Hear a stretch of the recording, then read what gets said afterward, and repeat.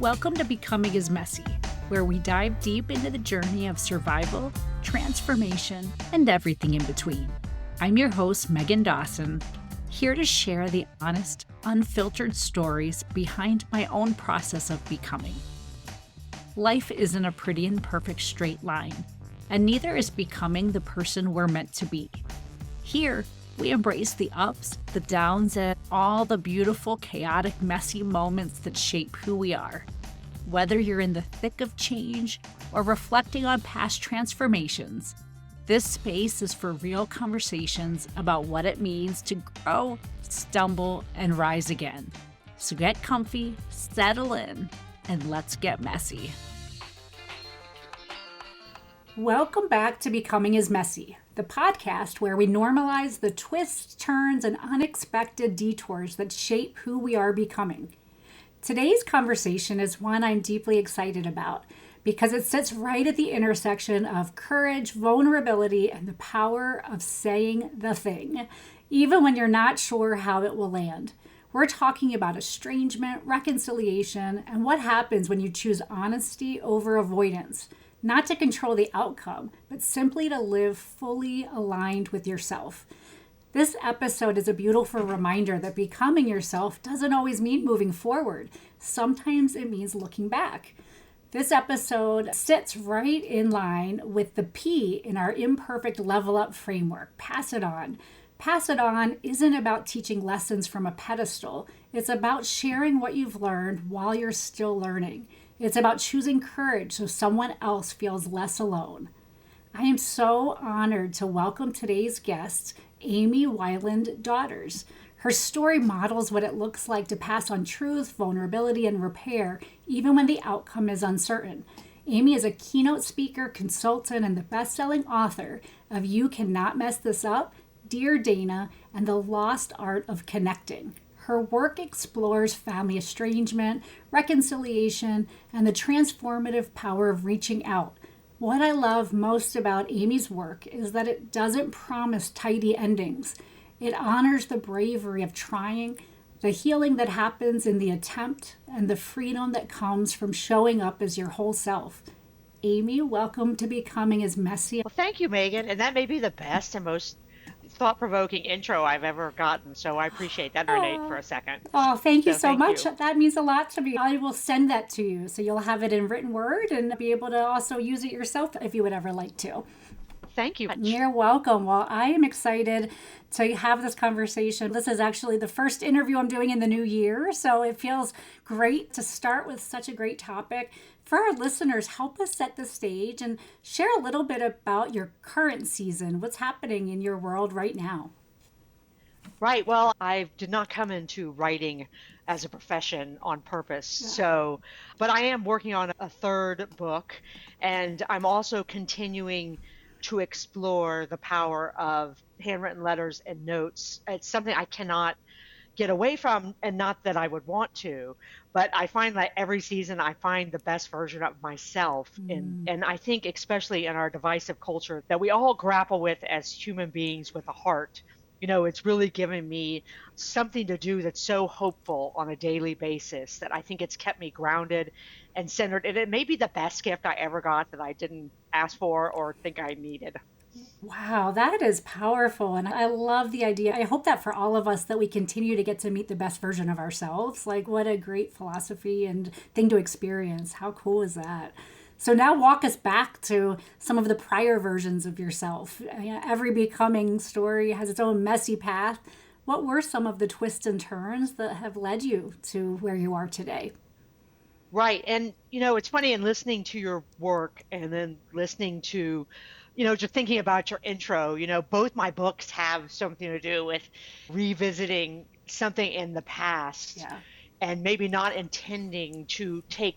And that's all been about writing and sharing for me, but I didn't come into that space intentionally. And I think that's a great story to share because I think a lot of us feel stuck. And I listened to your last episode, and we can feel stuck and like, what are we doing and what are we going to do next? And that's a scary thing.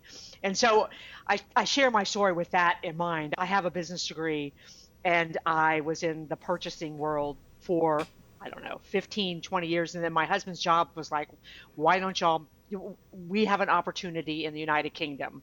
And we were like, I was like, oh my gosh, okay, that sounds cool. And so in doing that, I put my career on hold to go over for 3 years. I was so excited about the adventure, but you know, being a full-time and a mom and a full-time worker, I didn't realize the silence that was going to happen when I got in a space where I wasn't going somewhere for nine Yes. hours a day. And I was Yeah. like, oh my God, that's a lot of time. What am I going to do? And so almost out of desperation, I went and took history classes at a university. I was in my late 30s and I was like, what am I going to do? And then I'd always written on the side. And so I'd always written short stories. So I just started writing and it was really almost out of desperation. And by the time we got back to the States, I had created this space for myself where I had replaced part of my income, had another kid. And by the time that was over, I had a full time gig writing. And, you know, that led to my first book where I thought I will write a funny book about sending myself back in time to my own childhood and it'll be hilarious. Then I realized my first book is basically a memoir wrapped up in the tortilla of time travel. Mm. So, you know, about 95% of it's truth based on my memory as a child. But basically, I travel back to my childhood home, something year old, and I witnessed my 10-year-old self and my parents at my same age for 36 hours at Thanksgiving. And I thought, oh, this is going to be like the Sears catalog explodes. And like, it's so hilarious. Like all the funny thing, like the smoking and the, you Yeah. know, the bad clothes and the gold chains. But what it turned out to be, Meghann, was if you're going to revisit your child self, and that's such a compelling psychological exercise. And I was like, oh my gosh, this is a catharsis because I went and refound myself. And Yeah. talk about writing a memoir in our pre-conversation. You know, writing a memoir is messy, you know, and you're going to have to decide what to include, what not to include, and be reacquainted with memories and perceptions that are very uncomfortable. But that process of writing that book and sharing the writing of the book with my family and the rest of the world was hugely messy, but it had the impact on me where I started writing that book as one person, and at the finish line, I was a whole nother person. Wow. Yeah, I resonated with so much that you just said. The one thing I wanted to say was that I mentioned earlier the P in my level up framework. So that's the one I kind of tied to this episode. What you just described was our second competency, which is examine your childhood as an observer. And so, you know, as I'm helping kind of coach people or when I do public speaking, the framework that I use, the first step is really tapping into your inner voice and kind of discerning that between that and your inner critic. But then the next one is that going backwards and being able to just remove yourself and think of like the children in your life today that you love most and think of yourself as those children. Think of that level of love and look back through that lens as you look back and just kind of bless your family with a lens of love and compassion as you do that work. For me, that was just to help me get through the book because I feel like if I had done it in my 20s through a cloud of shame, I don't think I could have Right. gotten through it. You need that compassion for every player in your past, I feel like. Right. And I think that was amazing, that connection between your, you know, what you work with people and then my Yeah. accidental back in time. One of the Yeah. biggest things that came out of that was letting everyone, including myself, off the hook. Imagining myself back in time, I was like, wait, they're just trying to do the best that they can. And everyone is just trying to do the best they can. That's And right. they are flawed, Yeah. messy, beautiful, flawed, wonderful human beings. Into that, Yeah. because that lets you off the hook. That's essentially what the whole idea is that we're all messy. Let's just own the mess and be able to talk about it so we can heal from it and not let it hold us down. So, you know, as you went through that exercise and you're looking at your past, what were some of the themes that just started to kind of take hold just by being that observer and looking backwards at your family life? Is that There you okay? are. Now I hear you. Yeah. And going into writing the book, I think I thought like I'm going to see, and then I just saw her as this. I began to see her as this woman in the 70s who was stuck in this place that maybe, the generation before us did even more than we did in like, let's do what they told us to do. You Yeah. got married because that's what you were supposed to. If you didn't get married, then there was something wrong. Oh, and Right. if you're living in upper middle class America, so what could possibly go wrong? Oh, Yeah. she never had that opportunity to really accept herself for who she was because she was so closed in by these expectations, and her life had always been defined by a man. Where I, even, being born in the late 60s, my experience was totally different. And I think she ensured that I had a different experience than she did. Couldn't Yeah. see anything. In the book, I look at her as a contemporary as opposed to a mother. And I was like, oh my God, she was just trying to survive this whole thing. And what Right. happened? Being honest about what happened is super powerful, and sharing it is powerful because then Yeah. you're like, well, now it's my truth and I'm Yes. going to have to own it. As far Yeah. as mom, and I think for me, it just opened up my mind to maybe more what her experience really was as opposed to my perception. Because I'm still her daughter, those things still happened. Yeah. But her side of the story, Yep. was hugely powerful. I look at her, she was a rock star. Yeah, I love that. So after you wrote the book and shared that with the world, how did that translate to who you became after that? How did that move you and your work forward beyond that first book? Oh, well, I think that first of all, when you publish a memoir-esque book, and this again Yeah. sounds so like easy, but when that goes into print and you can't change it, I mean, like, oh my gosh, what are we going to do now? Courage to do it. Maybe you didn't even have the courage. You just thought you did, and you didn't understand the reality of putting it out there. But then Yeah. it's owning your past and your truth and your version of your truth and owning Yes. that. That's super powerful because then it's like, okay, this is who I am. I'm Right. messy, and Yep. accepting the fact that we're messy. And I think as women, that's even harder because you don't want to be perceived as messy. So Yeah. and that's fine. I'm going to live with that known. And I think that is a process that is so powerful and painful all at the same time. I think the other thing for me, Meghann, was when I sat down to write that book, I looked at my child self and I thought, oh my God, because I saw this video when I was writing it myself, like hopping around in the 70s, like getting in everybody's personal space. I should have been on ADHD medicine or something. Had the bowl cut working, it Yep. was, and then by the end, I was like, oh my God, please tell me I can honor her for the rest of my life. Please tell Oh, me I yeah. lived a lot of the best parts of us alive. Yes. As you mentioned, I shared with you that I just finished the first draft of my memoir and I have it with beta readers now. And so similar for me. I thought I was writing about my story and my viewpoint of my becoming, but it really grew into a kind of an homage to both my mom and my daughter. And all the things I thought of as flawed and the things that she broke in me, really seeing her as this woman trying to do her best, just as she loved me, just as I love my daughter, and being able to carry that forward and be inspired by somebody that I used to think is so flawed has just been a life changing experience. So for Wow. you, that it's powerful, isn't it? I keep Oh, saying to it's, people, yeah. just do this exercise, even if you don't want to share it with people. Going through the exercise of writing your life story, I don't know how you don't grow from that.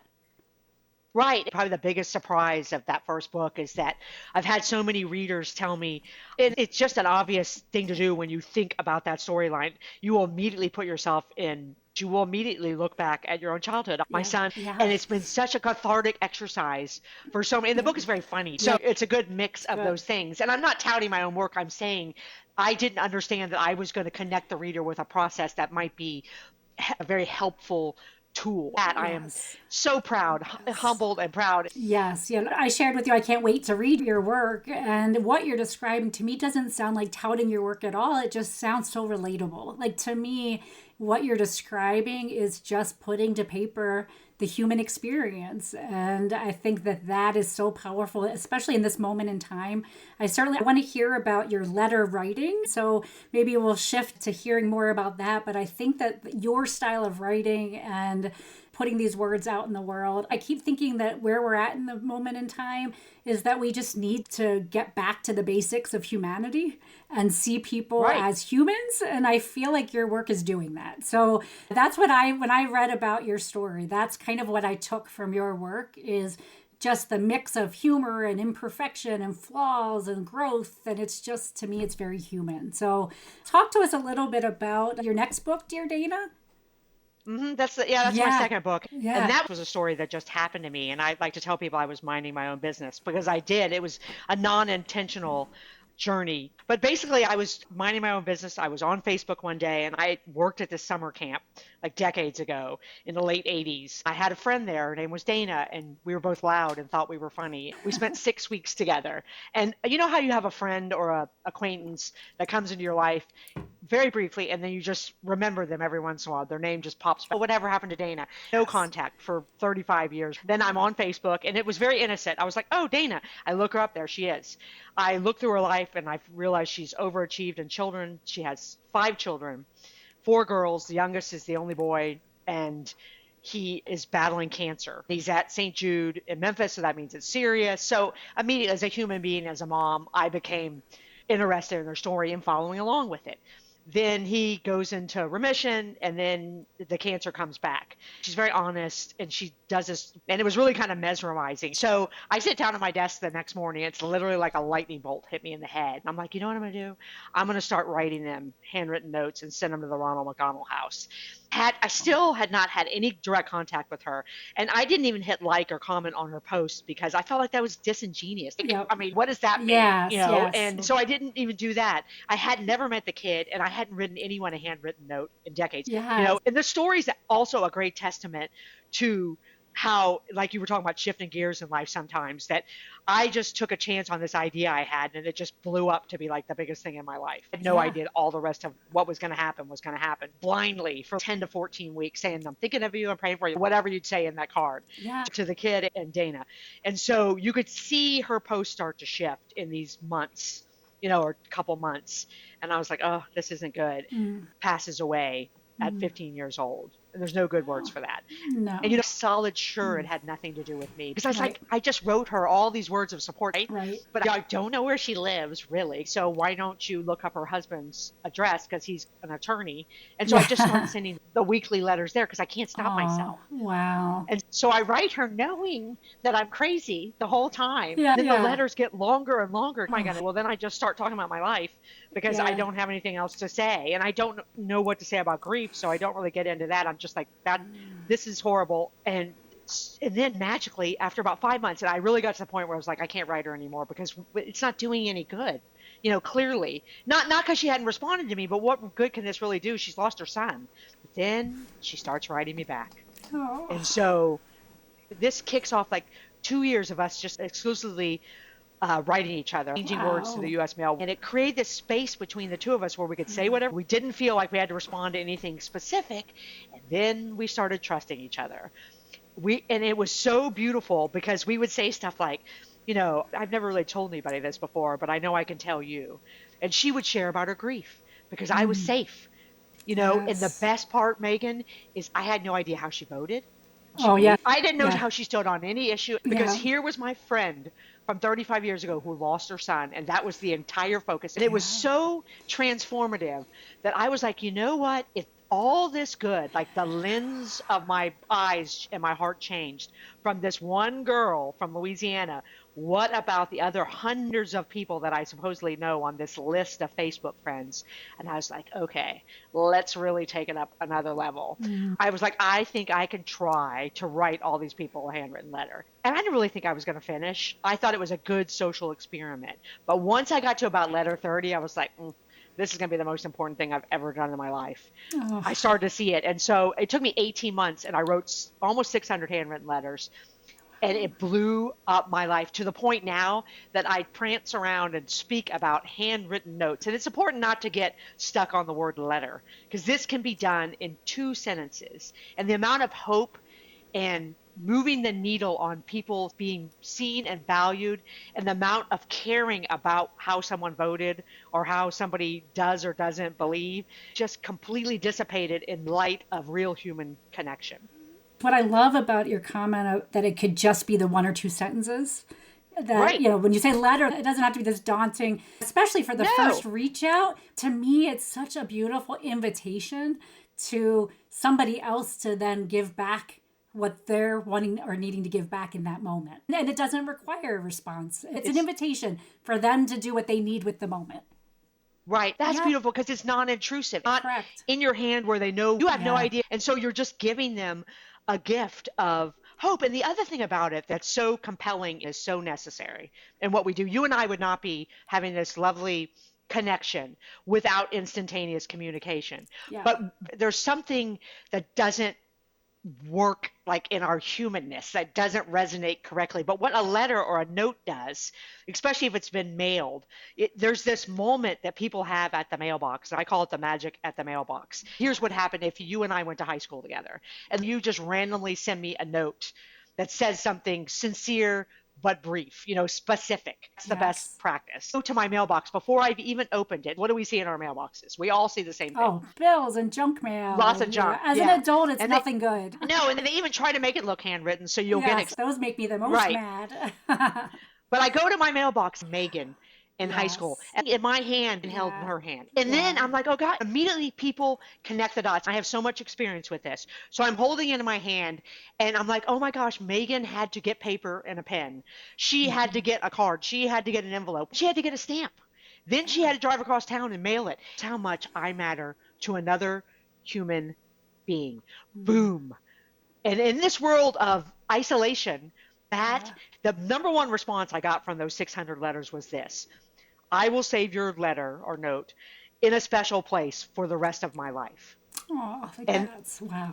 and here's the thing, Meghann, I had that power. We have that power. Whoever's listening, you don't have to be a writer and you don't have to be wordy. You just have to have a human heart that Yeah. continues to upcharge my letters.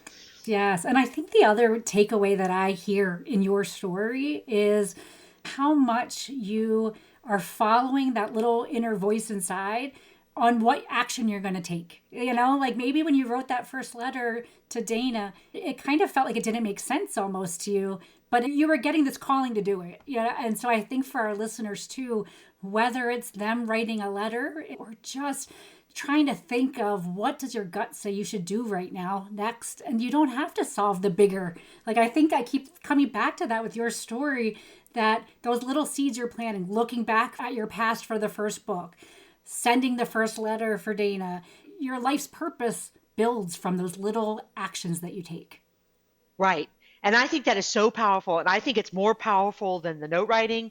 We all have these ideas. We all have these notions, and they're unique to us. If we Yeah. could just trust our own selves and Yes. wade through our own crap, I believe the whole world would just be transformed by that. And if we Yes. could be the friend who supports that, the friend who says, hell yeah, let's go, Yes. Yes. let's go. Then, because if you think about my idea to write a letter or to write a note, how would that even move the needle on anything? But it Yes. did. And I didn't even Yeah. mean, I really believe we would be transformed, the world would be transformed. Yeah. So from there, how did that now bring it back to you and your journey? As you get all of that abundance of love back and reception and hearing what this did for people, what lessons did you gain about kind of the human experience and just kind of what your purpose on this path is?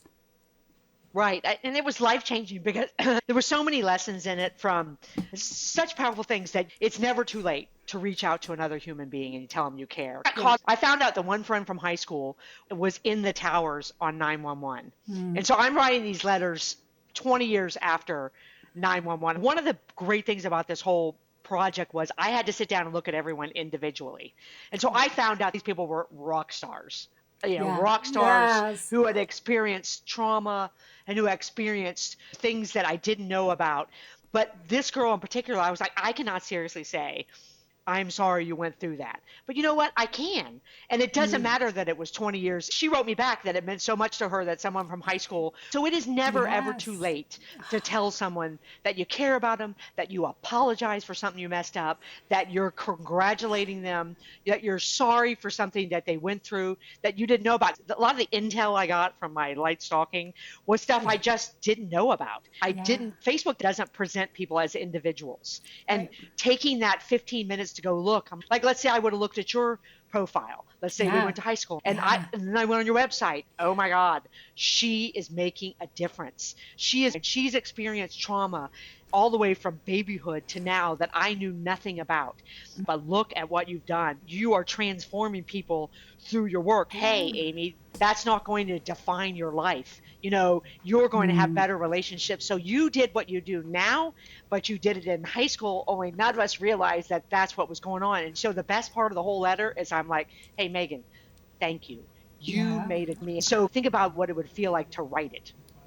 Mic drop. Since I've started doing the podcast, really the most rewarding messages I've gotten have been people from high school. People that, some were my closest friends, some were acquaintances that I only had one class with. I mean, it's been just, you name it, it's across the gamut. And those messages, and I even ended up having a friend from high school on the show a couple months back. Just, it's like we had no idea our shared trauma experiences. Of course, when we were sitting in math class together, we had no idea that both of us had such a shared experience. And so connecting as an adult to people from your past is just another blessing. I mean, it's really an incredible feeling. Love it. Well, and it makes me think too about memoir writing, the value of sharing our real story, because the value of you sharing that boldly on your website means that you've touched your high school friend, and that power in being vulnerable in a letter, not in a letter, frame that. The value in that is that you're going to help someone else. You're going to take that person by the hand, mentally and spiritually, whether you think you are or not. Emotionally might be a better word. Yeah, I'm thinking of you going through your 600 friends and identifying the right letters. And, you mentioned some people you just hadn't seen in so long. But what about people where there's a level of friction? There's a silence for a reason. Maybe there was a falling out or just some type of tension. The people that you see their name and it's just a little bit of a cringe because there's a break there. What does writing to those kind of people do for you as well as them in kind of taking that courageous leap? Right. That was really difficult for me because I'm a people pleaser. So I was like, what do I do with that? Yeah. And my best tract was just to be honest, and not honest in 2,000 words, but honest in one sentence. Yeah. Like I wrote to 3 people who I fired in a manager position. And I want to let you know, as a human, that impacted me for every year since that happened. And I'm sorry it ended up that way. And I'm sorry for my part in apologizing. And then I tried to do like recognizing, like really think about what's my part in this friction, and just say, hey, look, just so you know, I care about you regardless of all that. I care about you regardless of the friction between us or the difference between us. Like our connection is more important to me. I understand that that's real, but please know, you don't have to write me back, but please know that I still care about you.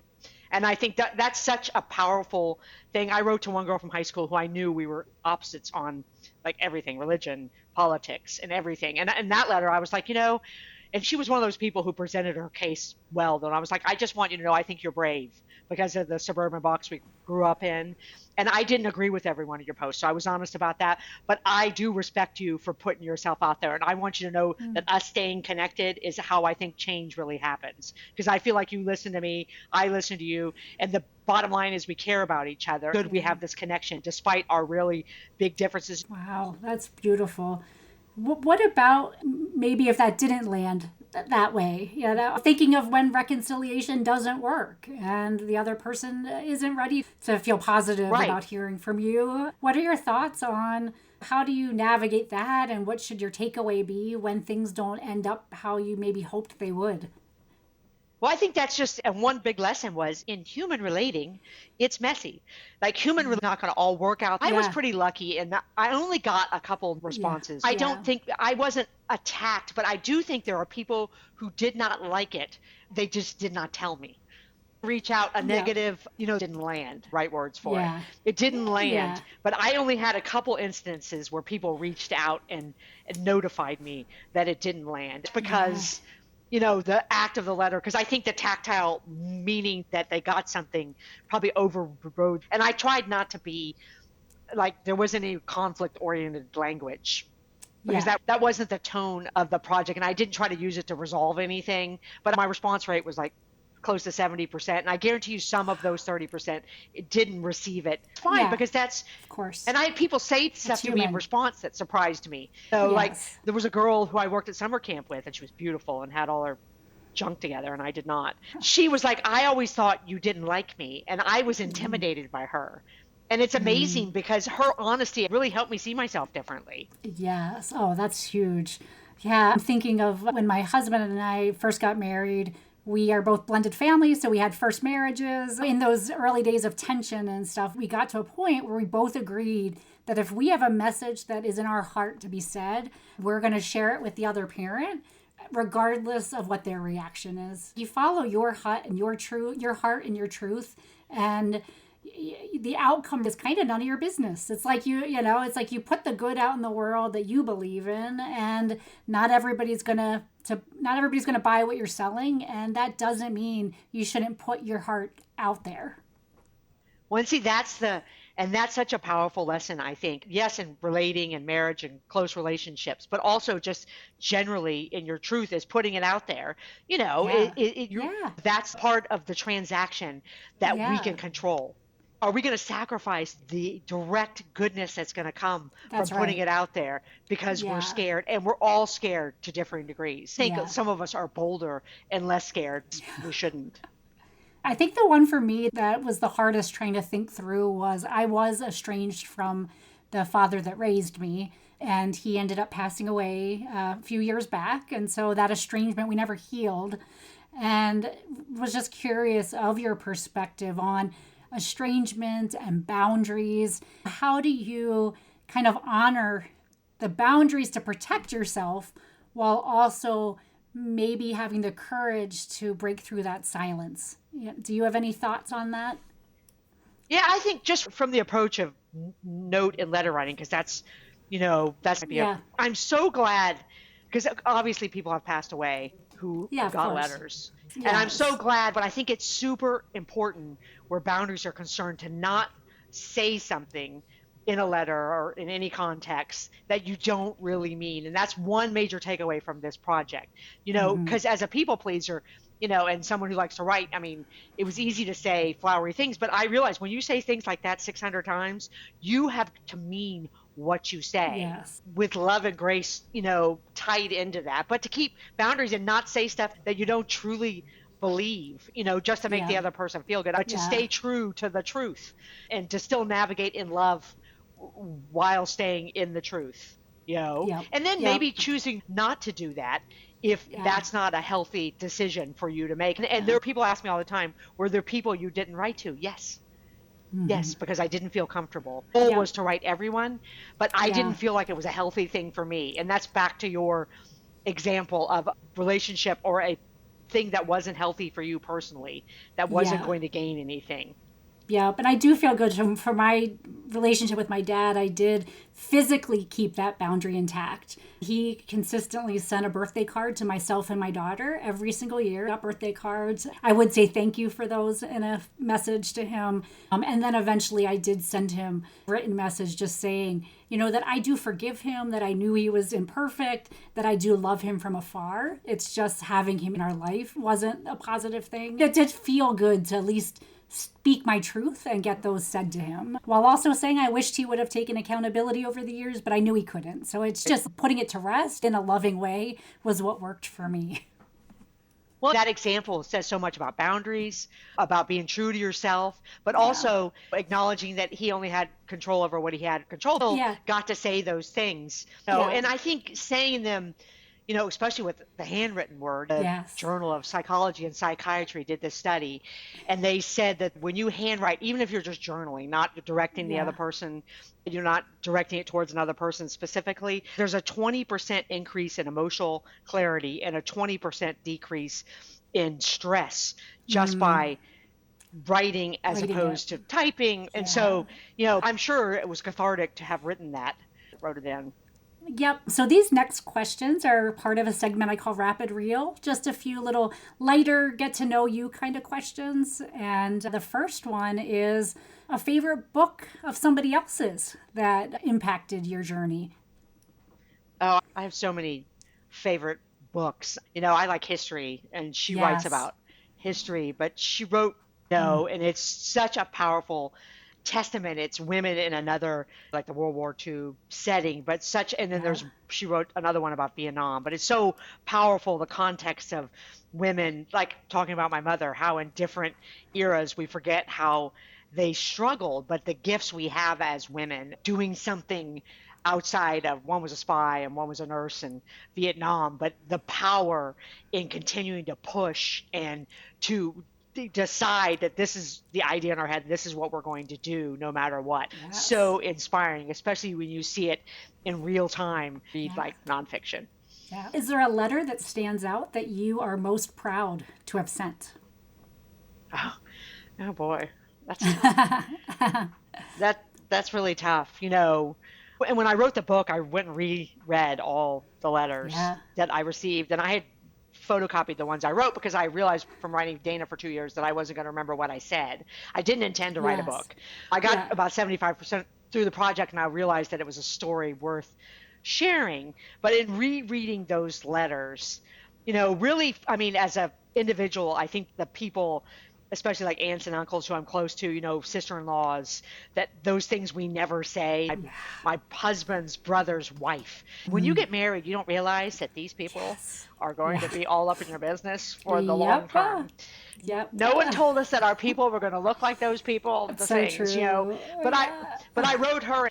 We have different approaches to life, but I have so much respect for her. I didn't realize when we were 23 that you were going to be a person that had such a profound impact on my life. I'm so glad it was you.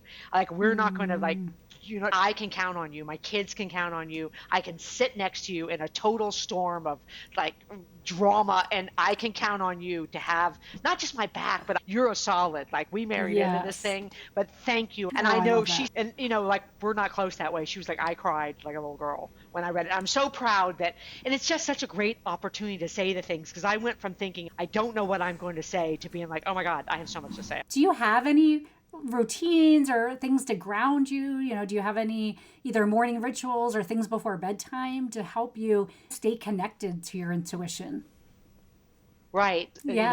Morning and evening is a big deal for me, because I think it's an exercise in gratitude and perspective. But to me, I write somebody a handwritten note, not letter, every single morning. And I keep this notebook by my desk, and it's got like tabs. It's like support, thank you, congratulations, sympathy. And so I have a stack of little note cards, and then I just pull that open. If I see somebody on Facebook or in real life who fits one of those categories, I just open it up, and I'm like, oh, and it's like literally like 3 lines, like, dear Meghann, I'm to hear about your dad passing away. I love you. That one act every morning. And the hilarious thing is, I have to talk myself into doing it. Like, I'm the most bought in person I've ever met, but I have to talk myself into doing it, because I'm like, why am I doing this? That's the best 15 minutes of my day. With everything else is always like, okay, now I'm zero focused on, and it makes me listen to my inner and perspective on everything for me. I love asking that question because of the diversity of answers that we get. I want our listeners to realize that whatever works for you, it's what works for you. So I love that. That's great. But I think it makes you ask yourself, because I listened to a couple of your episodes, so you can ask yourself, and then also you could be inspired by what something is. All right, last question. Is there anything that we didn't touch on that you wanted to add? And then also, how can folks connect with you and your work? Right. If you have an idea in your head that sounds ridiculous, I say surround yourself with people who say go for it. If just trust yourself enough to take one step forward. That's the bigger message in a lot of stories, is that you can find me at my website, amydaughters.com. Socials are on there. My story's on there. If anybody wants to contact me, I would love to discuss further anything I've said or ideas you have or encouragement. Both ways, my mailing address is on there. If you wanted to write me a note, I will write you back. That's incredible. And we will share all of that and your mailing address when we put the description out. So I love that. Well, thank you, Amy. It was such a pleasure chatting with you. I feel like I could talk to you all day. There's so much I resonated in your wisdom and your experiences. Thank you for joining us. And to our listeners, you can't control how truth is received, but you can control how honestly you live. Passing it on doesn't mean fixing others. It means freeing yourself. Until next time, stay messy. Thank you for joining us. Before we wrap today, I want to invite you to be part of the Becoming is Messy community. Subscribe to the podcast so you don't miss a single episode.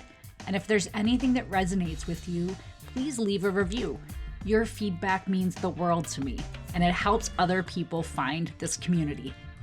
Follow me on social media. I'd love to hear your ideas for future topics, your questions, and stories from your own messy moments.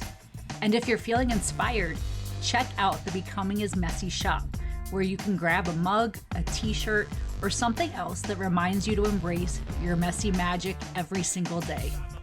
A huge thank you to the incredible Wolves and Sheep for providing the music for Becoming is Messy. Check them out on your favorite music streaming platform. As we close out today's episode, remember this: messy is just another word for growing. So keep showing up, keep laughing, and keep making beautifully awkward progress. Until next time, stay messy, my friends.